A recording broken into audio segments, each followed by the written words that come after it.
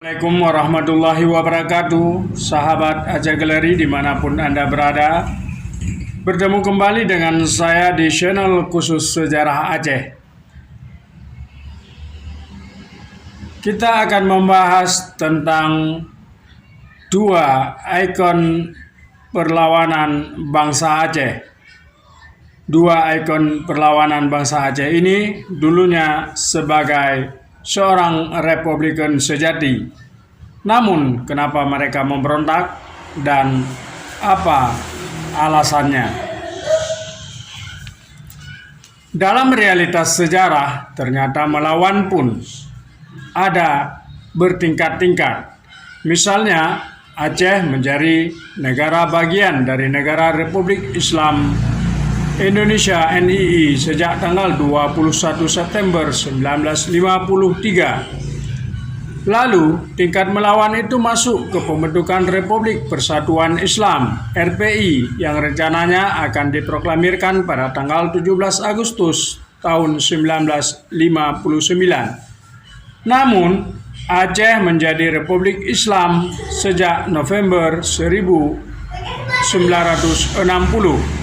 Betapapun revolusi pikiran politik Abu Daud Bere masih dalam bingkai negara federalis, masih dalam bingkai negara Indonesia, Hasan Diro mulai melawan dengan berpikir kritis terhadap pemerintah Republik Indonesia yang berjiwa kesatuan pada awal tahun 1950-an. Namun, berbeda dengan gagasan politik Abu Daud Bere ketika Hasan Diro memproklamirkan negara Aceh pada tanggal 4 Desember 1976. Dalam pola kepemimpinan Abu Daud Bere, apalagi ketika beliau berada di hutan, memungkinkan adanya peluang bagi elit NBA untuk melakukan negosiasi secara individual dengan lawan. Sejarah mencatat bahwa kedua kaum ini akhirnya berkolaborasi untuk memakzulkan Abu Daud Bere pada tanggal 15 Maret 1959. Mereka adalah Kolonel Hasan Saleh, Menteri Urusan Perang NBA, Ayah Gani, Wakil Perdana Menteri NBA, menjadi Ketua Umum Dewan Revolusi, dan Hussein Al-Mujahid, Ketua Majelis Syura yang membentuk Dewan Revolusi NBA NII. Peristiwa ini bisa juga diberi tafsir sebagai perpecahan elit NBA NII menjadi dua entitas politik. Pendidikan sekuler dan pengalaman hidup di Amerika Serikat merupakan dua hal yang mengkonstruksikan pola kepemimpinan Hasan Diro. Bayangkan saja, pada tahun 1954 ia masih melihat dirinya sebagian dari putra-putra Indonesia. Namun, ia telah menggunakan PBB sebagai arena perjuangan politik NBA NII. Hasan Diro sudah menilai eksekusi massa yang melibatkan Batalion B pimpinan Simbulon dan Batalion 142 pimpinan Mayor Suib di Desa Pulet dan Cot Jumpa adalah genosida terhadap rakyat Aceh.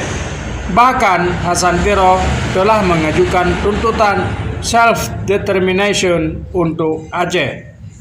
Pola kepemimpinan politik modern Hasan Diro terlihat ketika upaya pengkaderan kekuatan bersenjata Gerakan Aceh Merdeka di Libya yang melahirkan Muzakir Manaf. Mereka yang terlibat dalam gerakan bukanlah kader produk pihak lain. Kedisiplinan organisasi semakin menonjol. Karena itu, faksi kolaborasi antara kaum desertir seperti Arjuna dan kaum sipil gagal mengkudeta Hasan Diro. Peristiwa ini juga menjadi momentum untuk pemurnian peningkatan kedisiplinan.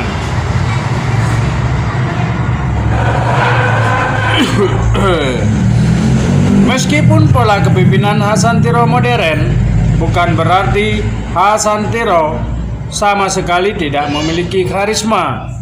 Saat pelatihan gerilya di Libya, Hasantiro mengkonstruksikan kegemilangan Aceh, romantisme sejarah, dan kegetiran hidup orang Aceh.